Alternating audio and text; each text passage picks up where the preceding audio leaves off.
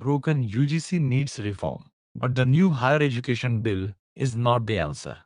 The University Grants Commission has long faced criticism for inefficiency and bureaucratic control.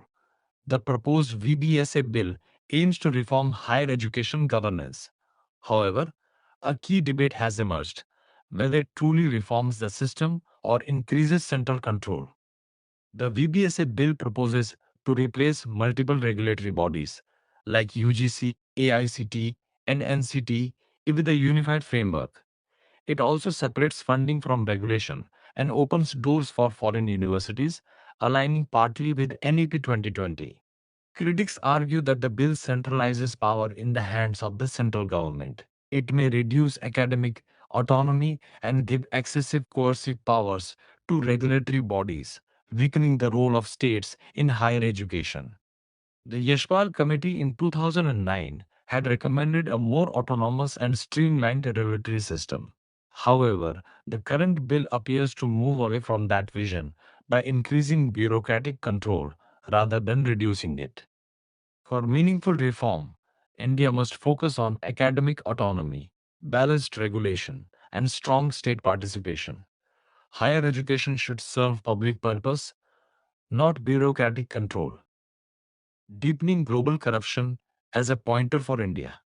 The Corruption Perceptions Index 2025 shows a worrying global trend. The average score has declined to 42, and most countries score below 50, indicating weakening governance and declining public trust worldwide. India scores 39 and ranks 91st globally, placing it in the lower half. While India performs better than some neighbors, its stagnant performance reflects persistent governance challenges despite economic growth. The CTI measures perceived integrity of the public sector. It plays a crucial role in influencing investment decisions, risk assessments, and overall economic competitiveness. Corruption imposes major economic costs. Globally, it reduces around 5% of GDP, while in India the loss is estimated between 1 to 1.5%. It increases transaction costs and discourages investment. India's complex regulatory system creates opportunities for rent seeking.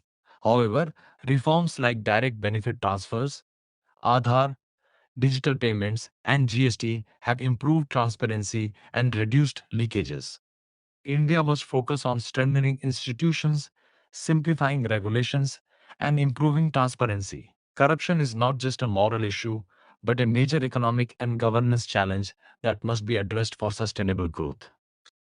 Why India must step on the gas with ethanol? Recent global oil shocks have highlighted India's vulnerability due to high import dependence on crude oil. Ethanol blending is emerging as a key strategy to strengthen energy security. India's ethanol blending program aims to mix ethanol with petrol using agricultural feedstocks like sugarcane and grains. The target of 20% blending has been advanced to 2025-26 to reduce imports and emissions. India has made significant progress in ethanol production, increasing supply from 38 crore liters to over 1,000 crore liters. Government price support and diversification of feedstocks have driven this growth. Brazil's Proalcool program demonstrates how ethanol blending can significantly reduce oil dependence. Flex fuel vehicles and strong policy support were key to its success. India must accelerate ethanol blending through policy support, infrastructure, and sustainable practices. Ethanol offers a win-win solution for energy security, farmer income, and environmental sustainability. Garo Hills Council amends rules. ST certificate essential for membership. The sixth schedule provides autonomous governance to tribal areas in Assam, Meghalaya, Tripura, and Mizoram. It creates autonomous district councils with legislative, judicial, and financial powers, ensuring protection of tribal identity and self-governance. War in Gulf raises concern over helium supplies critical for MRI machines. Helium is an inert noble gas with extremely low boiling point, making it ideal for cryogenic applications like MRI machines. It is extracted from natural gas and plays a critical role in medical, aerospace, and scientific fields. Hope builds for nations to save bird that flies 30,000 kilometers. The Hudsonian godwit is a long-distance migratory bird traveling nearly 30,000 kilometers annually. It depends on wetland ecosystems across continents, making it highly vulnerable to habitat loss and climate change. Of India's 5.33 mega Newton ton of strategic oil reserve capacity, 36% is empty. Strategic petroleum reserves are emergency crude oil stockpiles used during supply disruptions. India stores them in underground caverns to ensure energy security during geopolitical crises. SEBI revamps framework on conflict of interest, enhances ease of doing this.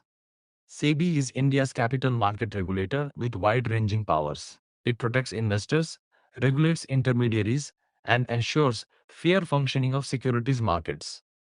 SC flags long-term bias against women in the armed forces. Permanent commission offers a full career in armed forces, while short service commission is limited tenure.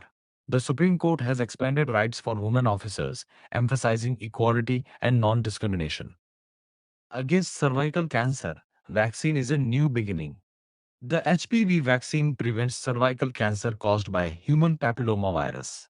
India's push for vaccination among adolescent girls is a major step toward reducing cancer burden. Gujarat passes UCC bill after 8-hour debate amid calm objections.